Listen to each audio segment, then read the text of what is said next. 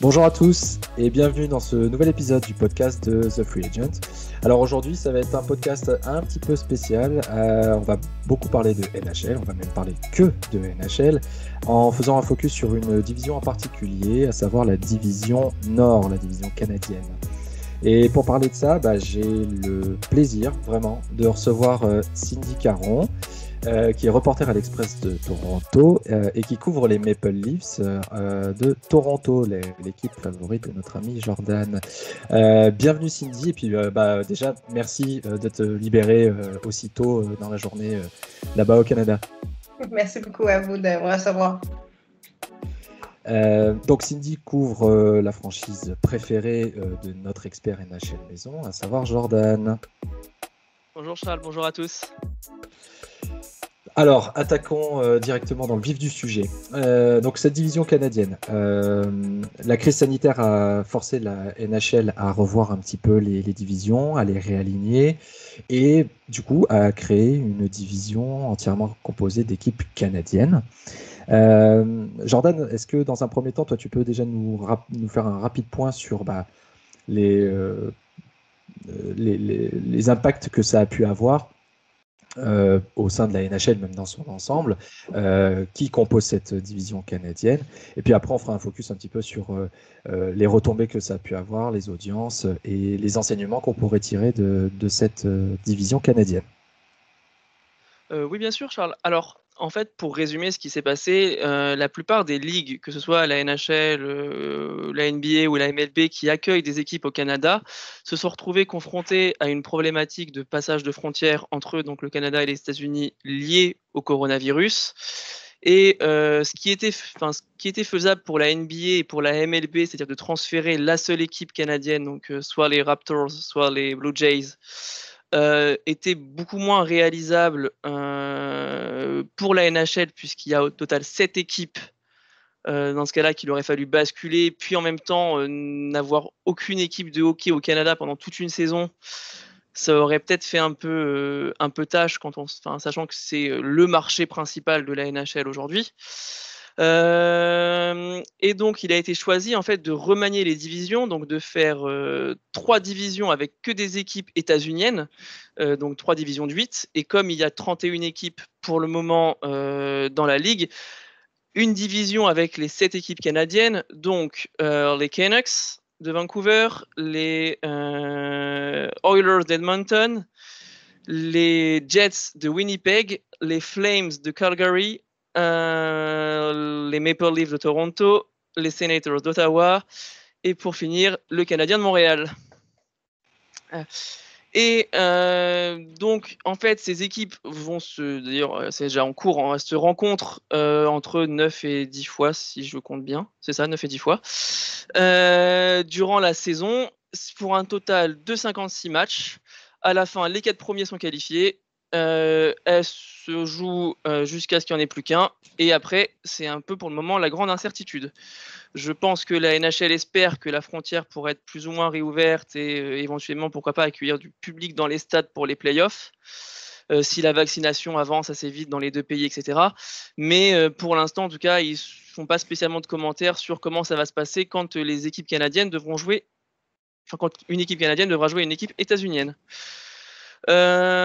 Concernant les audiences, alors la nouvelle a été assez bien acceptée au Canada. Parce que ça a permis de recréer certaines rivalités. On le sait, notamment par exemple, les équipes canadiennes avant étaient coupées entre les 2 divisions. Il y avait les Flames, les Canucks, les Jets et les Oilers à l'ouest, le Canadien, les Senators et les Maple Leafs à l'est.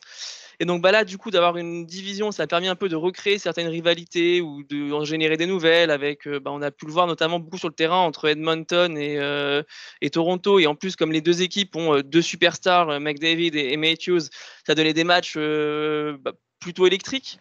Et donc, ce qui fait que ça, plus le fait que la saison a été décalée, puisqu'elle a commencé qu'en janvier, et que je pense que du coup, les fans avaient un peu hâte un peu hâte de revoir du hockey après une pause pendant quasiment tout l'automne et tout l'hiver. Ça a fait que le premier match entre les Maple Leafs et le Canadien a été, en tout cas, a fait le record d'auditeurs au Canada. Et même aux États-Unis, la première soirée en tout cas a plutôt bien marché, puisque même le match entre les Flyers et les Penguins a été aussi une soirée record pour NBC, donc qui est le diffuseur aux États-Unis. On a eu un peu plus d'infos de la part de Sportsnet, qui est donc un des diffuseurs du hockey au Canada, alors qu'il détient Sportsnet, mais aussi TVA Sports, qui est une chaîne en français. Et donc, ils estiment, en tout cas, eux, ils annoncent que en moyenne, les matchs du mercredi, ce qu'ils appellent le Wednesday Night Hockey, a fait une audience moyenne de 1,1 million de téléspectateurs, ce qui est une augmentation de 56% par rapport à l'an dernier. Et les matchs qui ont lieu donc à 7h, heure de l'Est, Eastern Time, à 7h du soir au Canada, donc chez nous ça fait 1h du matin. En France, ça a fait en moyenne 2,1 millions avec une augmentation de 6%. Et les matchs qui ont lieu à 10h, donc chez nous c'est 4h du matin, on fait en moyenne 1,1 aussi avec une augmentation du coup de 27%. Alors la différence entre 7 et 10 s'explique aussi parce que les matchs souvent à 10h, ce sont les équipes de l'Ouest qui jouent et c'est pas forcément en termes de densité la région la plus peuplée.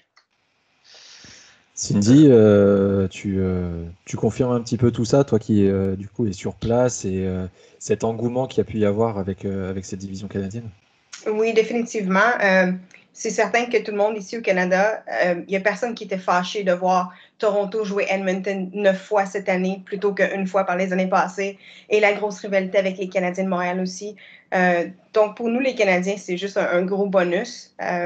On sait que la Ligue veut retourner dans un autre format, on va en parler plus tard, mais présentement, tout le monde est content, les codes d'écoute le démontrent aussi. C'est génial pour nous de voir les affrontements comme ça à tellement de reprises, aussi Vancouver, toutes les équipes de l'Ouest qu'on ne voit pas souvent normalement. Donc, ça fait des nouvelles rivalités, comme Jordan le disait.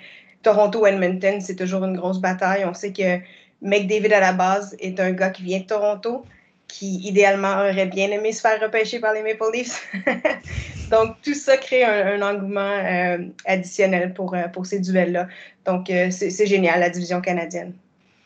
Et Jordan le disait, à la fin, il n'en restera plus qu'une. Alors la NHL, visiblement, ne sait pas encore trop ce qu'elle va faire. Est-ce que vous avez peut-être des infos qu'on n'a pas forcément, nous, en plus en Europe? Parce qu'il parlait, je crois qu'il parlait en fonction de quelle équipe sortirait, de la mettre dans la ville la plus proche géographiquement. Et pour Toronto, puisque avec Jordan, du coup, on est quand même pas mal au courant, ça aurait été Buffalo, je crois, c'est ça? Oui, c'est ce qu'on parle aussi. Je sais pas, Jordan, qu'est-ce que tu avais comme information là-dessus? Ouais, moi j'avais lu Buffalo, et puis bon, de toute façon, ils iront pas en playoff, donc on est à peu près a priori, il n'y a pas trop de risques qu'il y aille. Ça, c'est certain. Ouais. Voilà. Et ce qui est drôle avec Buffalo aussi, c'est qu'il y a beaucoup, beaucoup de fans des Maple Leafs à Buffalo. C'est une ville frontalière, donc c'est tellement près de l'Ontario. Donc c'est un bon marché pour les Leafs, en fait, Buffalo aussi. Mais on a parlé de la bulle aussi, avec l'expérience des bulles de l'année passée. C'est quelque chose qui revient un peu, mais on sait que les joueurs n'ont pas vraiment le goût d'aller dans une bulle pour trop longtemps. Sauf que si on parle d'une ronde de playoffs ou deux, c'est peut-être quelque chose qui peut être envisagé aussi là, par la Ligue. Ouais, complètement. Et Jordan, du coup, quels enseignements on peut tirer de cette ligue? Est-ce que la NHL n'aurait pas peut-être intérêt sachant que le Kraken arrive l'année prochaine, à réaligner de nouveau et à conserver justement cette division canadienne? Alors, c'est compliqué parce que le Canada, c'est aussi des gros marchés. Mine de rien, quand tu as Toronto, quand tu as Montréal, quand tu as même Edmonton ou même Vancouver, ça reste quand même, en tout cas, des franchises qui portent et des franchises qui génèrent de la vue. Et on s'en rend un peu compte avec, je dirais, la division centrale qui est un peu invisibilisée parce que c'est beaucoup de petits marchés. Tu vas retrouver Tampa, alors même s'ils sont très bons, hein, comment dire, tu vas retrouver Tampa, tu vas retrouver la Floride, qui sont pas forcément aujourd'hui des franchises qui drainent beaucoup de fans. Et donc en fait, de facto, c'est-à-dire qu'en fait, concentrer comme ça tous tes gros marchés dans une seule division, ça peut vite être, comment dire, être aussi préjudiciable pour certaines équipes qui ont déjà un peu du mal à s'en sortir financièrement, dont on sait qu'elles ont besoin d'amener des fans et que c'est pas toujours facile. Alors, je pense, oui, typiquement aux Panthers, je pense aux Coyotes. Bon, même si les Coyotes, on ne sait pas trop encore où est-ce qu'ils seront. C'est pas impossible qu'ils déménagent sous peu, mais bon.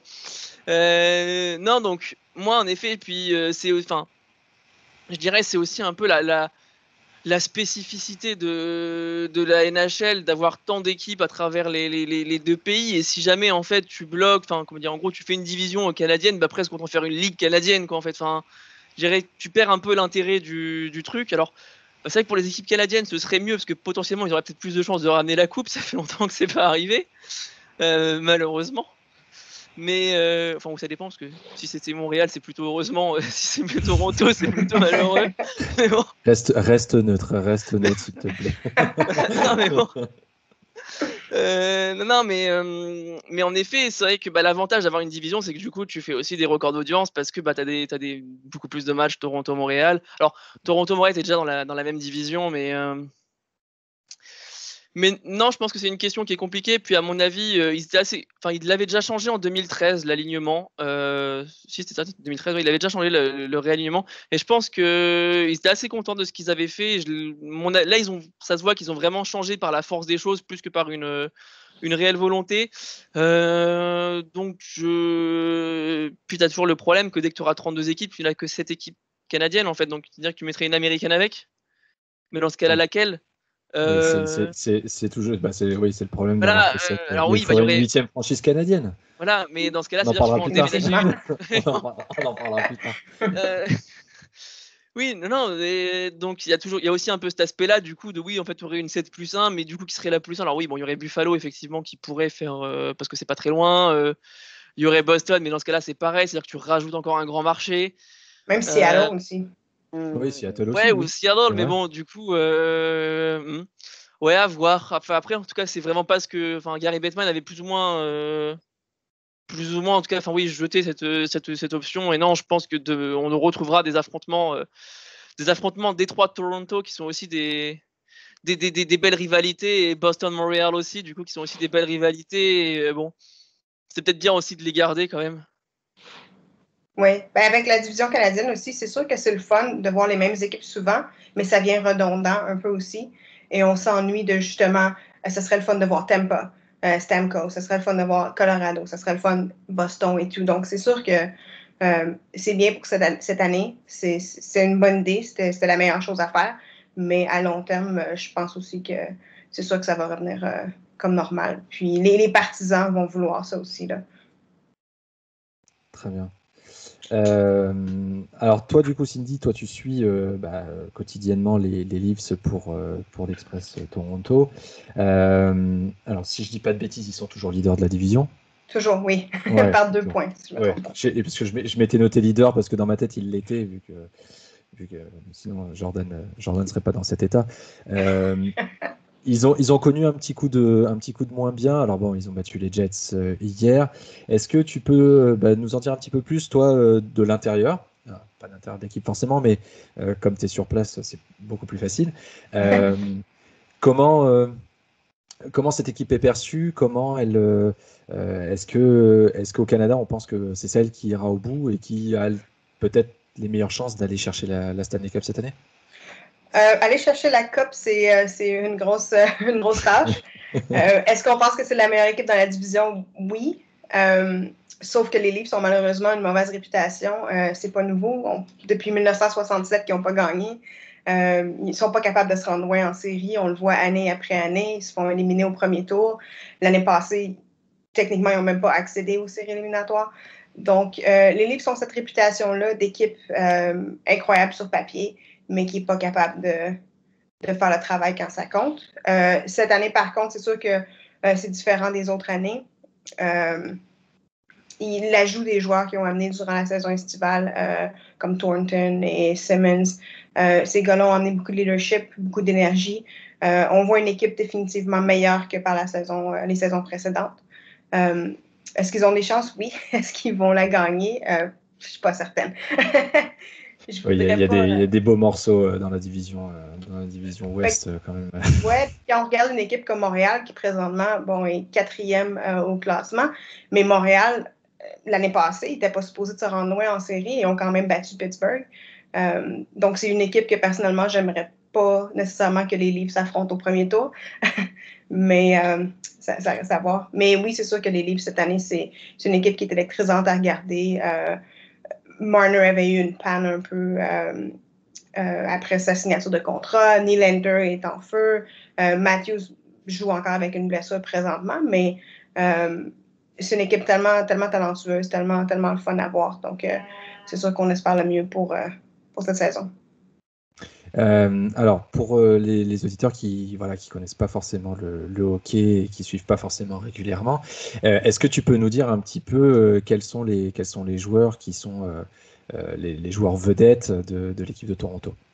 Oui, on a Austin Matthews qui était un premier choix au repêchage il y a maintenant 5 ans. Un Américain qui a un tir du poignet incroyable. Présentement, meilleur buteur de la Ligue, donc forcément en liste pour le trophée Maurice Richard. On a Mitch Marner, qui est un jeune de Toronto, qui est un ailier, mais qui est partout sur la glace. Il vole avec la rondelle. Il a un bon sens du jeu. Dans une ligue à part, je dirais Mitch Marner pour son sens de hockey. On a John Tavares, qui est un petit peu plus vieux, qui est le capitaine de l'équipe. Lui aussi, ancien premier choix au repêchage. William Nylander, il y a beaucoup quand même de superstars dans les Maple Leafs de Toronto, donc c'est vraiment une belle franchise. Puis pour les amateurs de hockey, c'est une équipe assez électrisante à regarder. Et là, je vais me tourner vers Jordan. Est-ce que tu peux du coup aussi, toujours pareil, hein, dans un but de compréhension, quelles sont les équipes contre qui, même si effectivement en rigolant, je te dis assez souvent que vous avez des rivalités contre à peu près tout le monde en NHL, mais les vraies rivalités aujourd'hui pour Toronto, c'est qui? Alors, on va en parler de 2 principales. Alors, la première, et tout le monde la devine, c'est face à Montréal. Pour des raisons que Toronto, c'est la plus grande ville anglophone, Montréal, c'est la plus grande ville francophone. Montréal a gagné 24 titres au cours de son histoire. Toronto n'en a gagné que 13, mais c'est quand même les 2 équipes les plus titrées de la Ligue. Et l'autre grande rivalité, c'est avec Détroit, donc les Red Wings, qui est la 3e équipe la plus titrée de la Ligue, avec 11 titres. Et ils ont joué un nombre de matchs contre Toronto qui était super élevé. Alors, pour expliquer en fait pourquoi Toronto et Détroit se sont beaucoup plus rencontrés que Toronto et Montréal, c'est parce que pendant un moment donné, Toronto et Détroit étaient dans la conférence Ouest, alors que Montréal et Boston étaient dans la conférence Est. Et ce qui fait que donc Détroit et Toronto ont continué à se jouer beaucoup, même après l'ère des 6 origines, enfin des 6 premières équipes entre guillemets, alors que du coup il y avait un peu moins d'affrontements entre Montréal et Toronto. Et donc oui, en plus c'est vrai que les Red Wings jouent en rouge et blanc, Toronto joue en bleu et blanc, donc il y a aussi un peu cet aspect comment dire. Tous les opposent, et puis surtout Détroit et Toronto, c'est pas si loin géographiquement parlant. Aussi. Puis l'Ontario, genre ça, peut-être plus toi qui pourras en parler que moi, parce que mais on le compare souvent au Michigan, et j'ai pas trop compris la comparaison, mais beaucoup de Québécois disent que l'Ontario c'est le Michigan du Canada. Ok, j'ai jamais entendu celle-là. Et alors peut-être que c'est lié à je sais pas, au climat ou à la géographie, j'en sais rien, mais ce qui fait qu'en tout cas, ouais, non, Détroit et Toronto, c'est une vraie grosse rivalité. Après, il y a des rivalités aussi avec Ottawa parce que les deux équipes sont dans la même province, ou avec enfin non, Toronto et Ottawa parce que les deux équipes sont dans la même province, ou avec Toronto et Buffalo parce que les deux équipes aussi sont géographiquement très proches. Mais ça reste entre guillemets moins populaire et moins connu que Toronto-Montréal ou Toronto-Détroit. J'ajouterais Boston à cette liste-là aussi. Ouais, Voilà, Boston, j'allais te c'est Définitivement. Boston, c'est nouveau, mais on veut pas en parler. On veut pas en parler, ok. Non, bien sûr qu'on peut en parler. Pourquoi Boston d'ailleurs? Oui, dans les dernières années, Boston plus que Détroit en fait, parce que Détroit est plus vraiment compétitif depuis quelques années.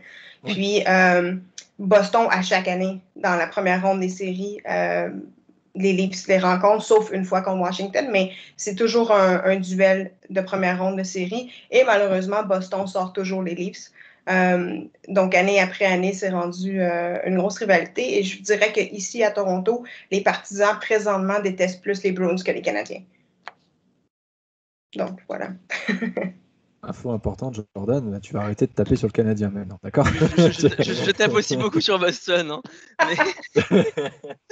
Mais non, enfin, je peste en fait plus que ce que je ne tape. Oui. Mais c'est surtout que, comment dire, en plus pour Boston, ce qui est assez cruel, c'est que les 2 dernières fois qu'on les a rencontrés en série, peut-être même d'ailleurs les 3 dernières fois, je sais plus mais les 2 dernières fois, c'est sûr, ça s'est fini en 7 matchs. Et alors on connaît l'importance des games, des game 7 dans les game 7 dans les séries. Et en plus, ça a toujours été un petit peu souvent des matchs un peu cruels pour Toronto. Et donc du coup, c'est vrai que ça a dû, je pense. Ça doit un peu énerver, titiller les fans. Enfin, je l'ai un peu vécu avec le PSG Barcelone en soccer. Je peux dire que ça fait jamais plaisir. Ça laisse des séquelles. Ça crée des rivalités qui normalement n'auraient pas forcément eu lieu d'exister, mais comme tu rencontres potentiellement tout le temps la même équipe, souvent en plus au même niveau, comme tu disais Cindy, à chaque premier tour de playoff. Donc forcément, ça finit par créer des rivalités. Cette saison, moi j'aimerais que chacun des deux, là, vous me disiez qui finira dans les 4 premiers et donc qui ira en playoff. Alors Cindy. Oui, moi je vais y aller avec les équipes qui sont présentement les 4 premiers au classement. Toronto, les Jets de Winnipeg, les Oilers d'Edmonton, puis les Canadiens de Montréal. C'est les 4 équipes les plus fortes de la Ligue. C'était évident même avant le début de saison en regardant les formations. Puis Calgary, Vancouver pour une raison qu'on ignore un peu cette année, ça va pas très bien du tout. Puis par contre, je dirais qu'il faut surveiller les Sénateurs d'Ottawa. Une très jeune équipe, mais par contre avec beaucoup de volonté. Puis même s'ils sont derniers au classement, on voit qu'ils causent quand même un défi. Là. Ils présentent quand même un défi pour les Leafs, aussi pour les Canadiens. On voit que les équipes prennent souvent les Sénateurs un peu pour acquis. Une équipe facile à battre vu qu'ils sont derniers au classement, mais c'est jamais le cas. donc, je dirais qu'il faut peut-être les surveiller. Ça se pourrait qu'ils soient 5e, on ne sait jamais. Mais je pense vraiment que pour les séries, ça va être Toronto, Winnipeg, Edmonton, Montréal. Donc ça te fait un premier tour entre Toronto et Montréal et un duel entre Winnipeg et Edmonton. Et si c'est le cas pour Toronto-Montréal, ce serait la première fois depuis 1979 que les équipes s'affronteraient en série éliminatoire. D'accord. Ce serait bien. Effectivement. Et donc là, on continue. Puis après, Jordan, je te demanderai de faire le même exercice. Donc Toronto, Montréal, Winnipeg, Edmonton. Qui va en finale? J'aimerais vraiment dire Toronto. Je vais dire Toronto. Tu peux. Mais c'est parce que je ne suis pas convaincue tant que ça. Je vais dire Toronto. Ouais. Toronto va se rendre contre les équipes américaines. Ouais. Okay. Parce que si ce n'est pas cette année, on voit que l'équipe essaie de jouer le tout pour le tout cette année, particulièrement. Puis l'équipe va être très différente l'année prochaine aussi si ça ne rentre pas loin en série cette année. Il y a des postes qui sont en jeu présentement. Donc, je pense que ça va être leur année cette année. Et ils affronteraient qui alors au sein de la division canadienne pour la finale de la division pour toi? Edmonton ou Winnipeg? Winnipeg. Winnipeg quand même, Ouais. même malgré Draisaitl Oui, parce que Edmonton, quand on regarde la fiche des Leafs face aux Oilers cette année, les Leafs ont gagné, je pense, 6 matchs. Et Edmonton, c'est une équipe qui a de la difficulté aussi contre les Canadiens, si je ne me trompe pas. C'est une excellente équipe, mais tu ne peux pas juste te fier sur 2 joueurs dans ton équipe. Au niveau du gardien de but à Edmonton, c'est correct, mais c'est pas sans plus. Puis quand on regarde les Jets de Winnipeg, c'est une équipe beaucoup plus profonde que les Oilers. Là. Chaque ligne contribue. Ils ont un gardien exceptionnel, le détenteur du trophée Vizina. Donc, je pense que les Jets vont se rendre plus loin que les Oilers, oui. Ok. Eh ben Jordan, à ton tour, même exercice. Alors bon, même si je connais le résultat final, mais vas-y quand même. Non, mais je vais être malheureusement très redondant, c'est-à-dire que je suis assez d'accord avec le classement qui est fait. Toronto devrait finir premier, Montréal devrait finir quatrième. Après, entre Edmonton et Winnipeg, je ne sais pas trop qui va finir deuxième, qui va finir troisième, mais bon, ça ne changera pas l'affrontement.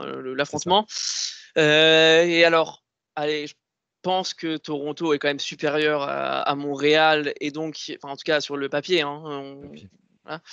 Et surtout que pour moi, aujourd'hui, le grand problème de Montréal, c'est que Carey Price n'est plus forcément le gardien qu'il a été, et il prend beaucoup de la masse salariale, et c'est en tout cas leur clutch player jusqu'alors. C'est moins le cas, donc voilà.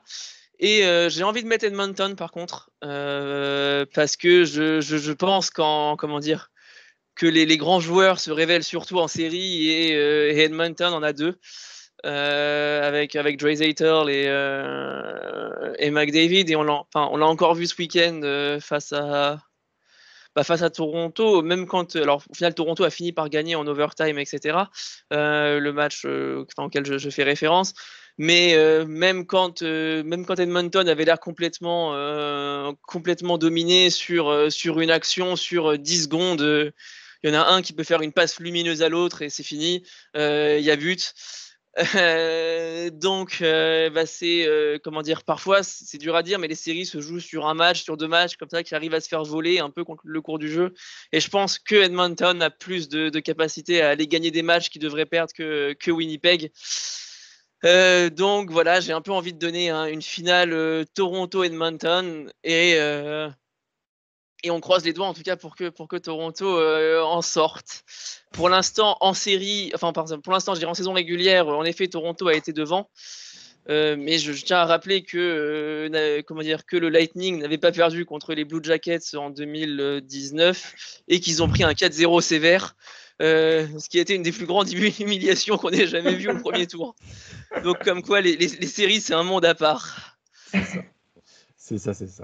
Et alors, si on pousse un petit peu plus, et puis après, je vous demanderai un petit peu comment vous voyez cette équipe de Toronto plus dans le futur, dans les années à venir. Mais une fois passé la division canadienne, ils vont se retrouver avec a priori les 3 autres meilleures franchises américaines. Est-ce qu'ils ont... alors, Cindy, tu avais l'air un peu sceptique sur leur chance d'aller gagner, mais est-ce que la finale est quelque chose qui peut être envisageable pour Toronto? Peut-être que oui, c'est sûr que c'est difficile cette année à juger, parce qu'ils s'ils se présentent contre, je sais pas, disons Colorado, déjà à l'habitude, ils jouent seulement 1 fois par année ou 2 fois par année contre l'Avalanche. Là, ils n'auront pas affronté du tout cette année. Donc, c'est un peu dans le néant dans un sens. Donc, ça reste à voir comment ils vont pouvoir s'élever face aux équipes qui n'auront pas affronté du tout durant la saison. Oui, je suis un petit peu sceptique, simplement par habitude de les voir plus ou moins bien performer durant les séries depuis tellement d'années. On dirait qu'il leur manque la seconde vitesse en série. Comme Jordan disait, les équipes, il faut qu'ils s'élèvent en série, et les Leafs, malheureusement, c'est pas toujours le cas. Donc, effectivement, je suis très sceptique, mais on ne sait jamais, ils peuvent nous surprendre. Donc, pas forcément une équipe canadienne vainqueur encore, donc ça repousse la série à une année supplémentaire. Et toi, Jordan, du coup, tu partages le même avis? Alors, ouais, je pense que malheureusement, effectivement, si Toronto arrive en tout cas jusqu'à jouer l'équivalent des finales de conférence, ça dépend en réalité sur qui tu tombes. Je dirais que si tu tombes sur une équipe de la division Est, peut-être c'est jouable. En division centrale, ce sera très probablement Tampa, voire Carolina. Bon, si c'est Tampa, je pense que c'est mort, hein. Clairement, on peut se le dire. Et de l'autre côté, Vegas, Colorado, parce que ça va probablement aussi être soit Vegas, soit Colorado. Ça va être aussi compliqué. Alors, je serais quand même peut-être moins catégorique en disant que oui, il y a une chance parce que on l'a encore vu avec les Stars l'an dernier. On sait que ce sera des séries un peu différentes de ce qu'on a l'habitude de voir.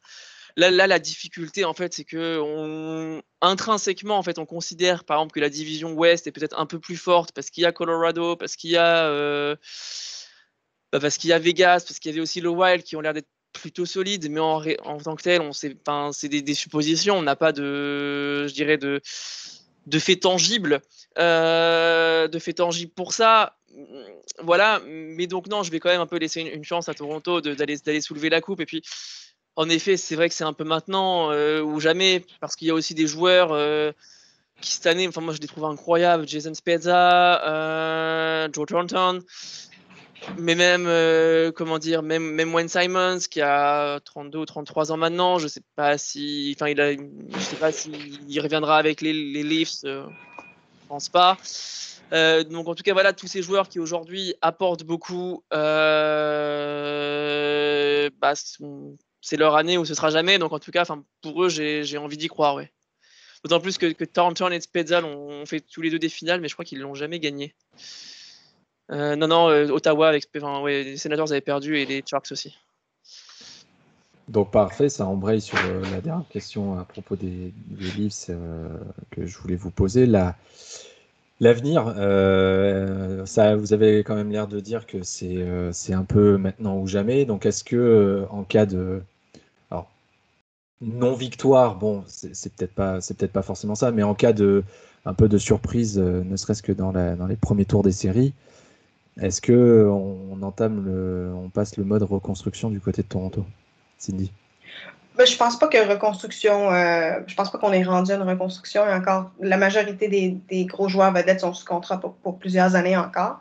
Mais c'est sûr que, Spezza, il est sur un contrat d'1 an. Thornton, Simmons, tous les joueurs que Jordan vient de mentionner. On a aussi Frederik Anderson, que son contrat se termine cette année. Donc, c'est juste qu'il y a plusieurs joueurs, puis aussi on va en perdre au Kraken de Seattle. Donc, ça va être une équipe différente l'année prochaine, probablement. Je pense que Spezza et peut-être Simmons vont re-signer encore. C'est deux joueurs de la région qui aiment jouer ici. Spezza dit qu'il veut prendre sa retraite ici. Et clairement, avec son rendement cette année, on voit l'apport ce qu'il peut amener à l'équipe et comment l'équipe aurait intérêt à le re-signer la saison prochaine. Donc, je pense que ça va être correct. Mais c'est sûr qu'il y a beaucoup de joueurs qui ne seront plus là. Puis, oui, c'est probablement maintenant ou pas pour un petit bout. En plus, il y aura la draft de repêchage. Donc, exactement, le Kraken va prendre des joueurs aussi, ouais. Voilà, il va y avoir des joueurs qui vont partir. Jordan, toi, tu vois ça comment? En effet, je pense que l'équipe restera forte, puisqu'il y aura quand même toujours Matthews, il y aura toujours Marner, il y aura toujours quelques vraiment des super top players, même Tavares devrait rester. Mais en effet, ça risque d'être plus compliqué parce que même un joueur comme Tavares, il va encore prendre 1 an de plus. On voit déjà que depuis qu'il est arrivé à Toronto, il n'a pas forcément l'impact qu'il avait quand il était aux Highlanders. Et donc voilà, puis même typiquement un joueur comme Galchenyuk, alors j'étais très content qu'on le récupère parce qu'en plus je l'aime beaucoup, mais là cette année on le paye pas grand chose, mais c'était un one-year deal, donc s'il fait une bonne saison avec Toronto, il va sûrement demander plus. Toronto est vraiment limite en termes de plafond. Est-ce qu'on pourra lui offrir plus? Je ne sais pas, et peut-être que des équipes seront aussi, des franchises, notamment le Kraken par exemple, pourrait vouloir d'un vétéran comme Galchenyuk. Donc tout ça fait que je pense qu'effectivement l'équipe va être différente.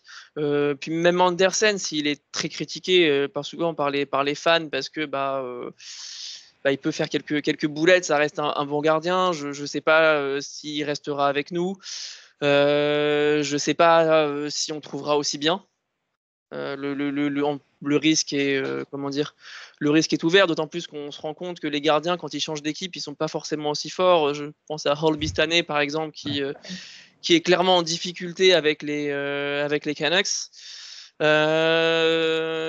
Donc non, enfin, oui, l'équipe devrait être moins forte et surtout en tout cas devrait être différente. Après, ce qui est un peu rassurant, c'est que je prends alors le prospect que Toronto a choisi cette année, enfin l'année dernière du coup, en 16e position, Rodion Amirov qui joue en Continental Hockey League, donc la ligue russe.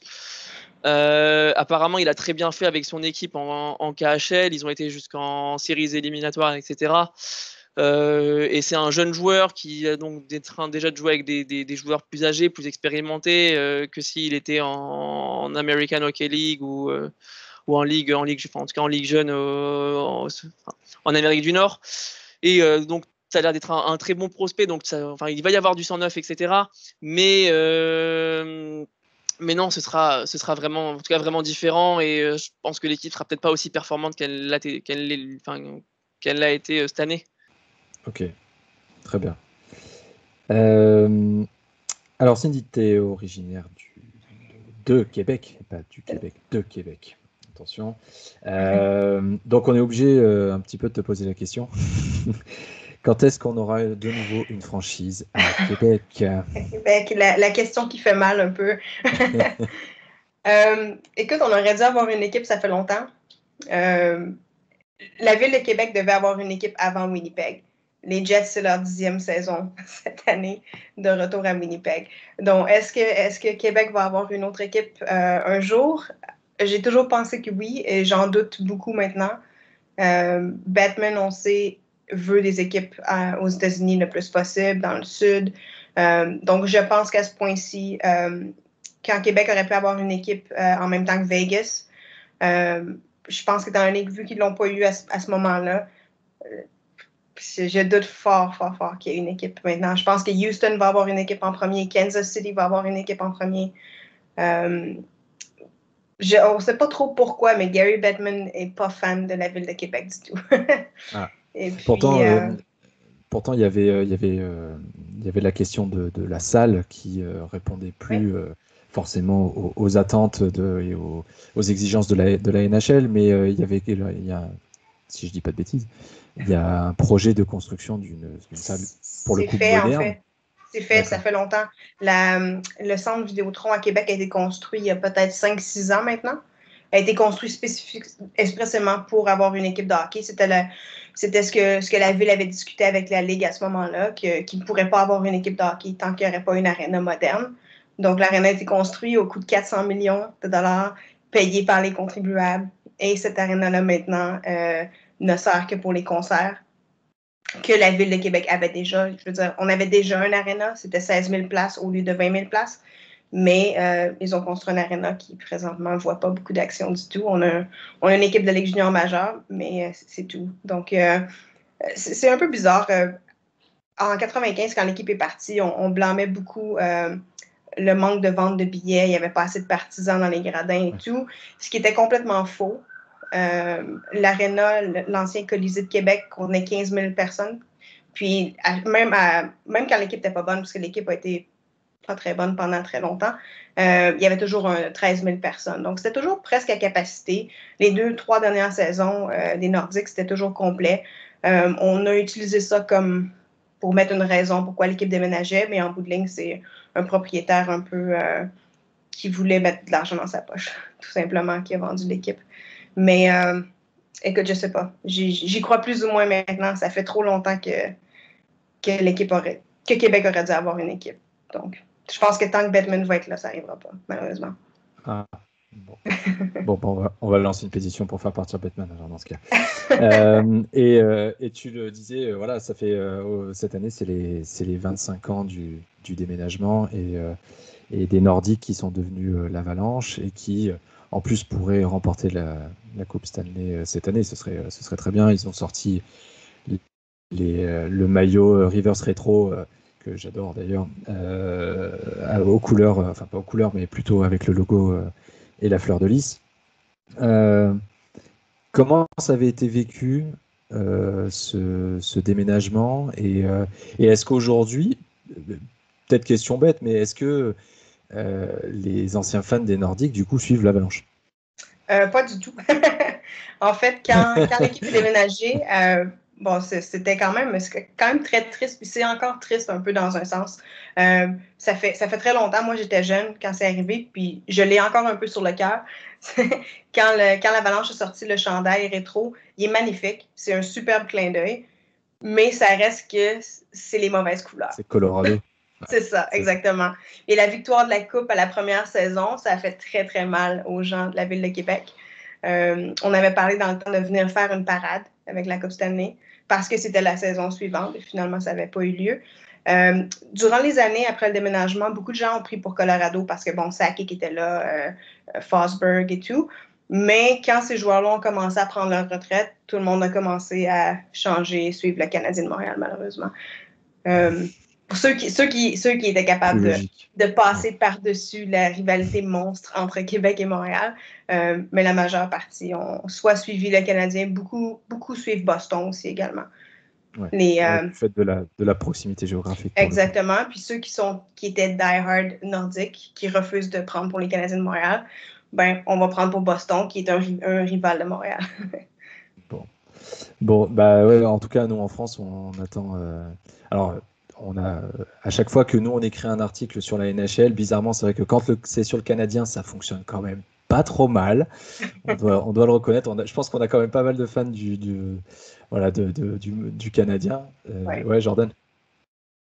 Non, après, c'est vrai que, comment dire, oui, c'est un peu logique, il y a la proximité linguistique avec, comment dire, avec les Habs, et en réalité, même moi, quand j'ai commencé à suivre le hockey, je parlais pas un mot d'anglais, donc souvent, c'était sur les médias québécois, et donc j'ai passé quelques nuits à regarder les matchs du Canadien avant de complètement les trahir. C'est ça, c'est une trahison. Non, mais après, on a aussi beaucoup de fans, c'est un truc, j'ai remarqué aussi beaucoup de fans de Colorado en revanche.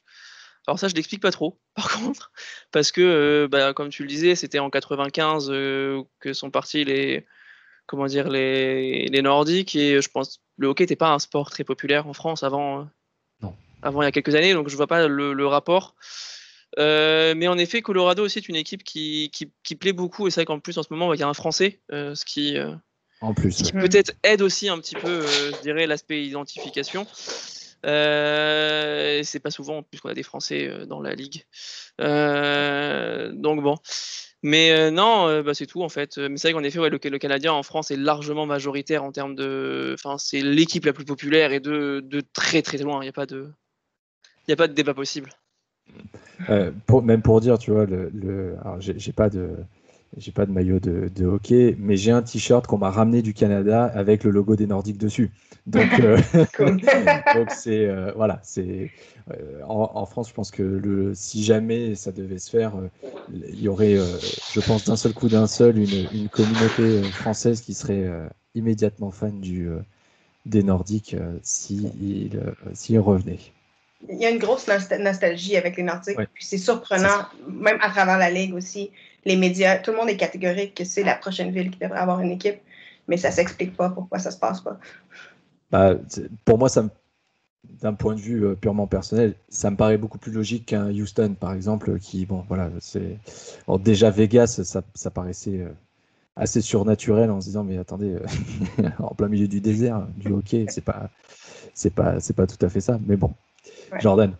En fait, moi surtout, ce que je trouve assez surprenant avec cette idée de Houston, c'est qu'aujourd'hui on se rend compte que financièrement parlant, les franchises sont en difficulté, les franchises du Sud. Les Coriolis perdent beaucoup d'argent. Pendant un moment donné, c'était même au bord de la faillite. C'était la ligue qui payait, etc. Les Panthers, c'est quand même pas non plus très très glorieux. Et en fait, je vois pas. Pourquoi ce qui n'a pas marché à Phoenix ou à Miami marcherait d'un coup à Houston.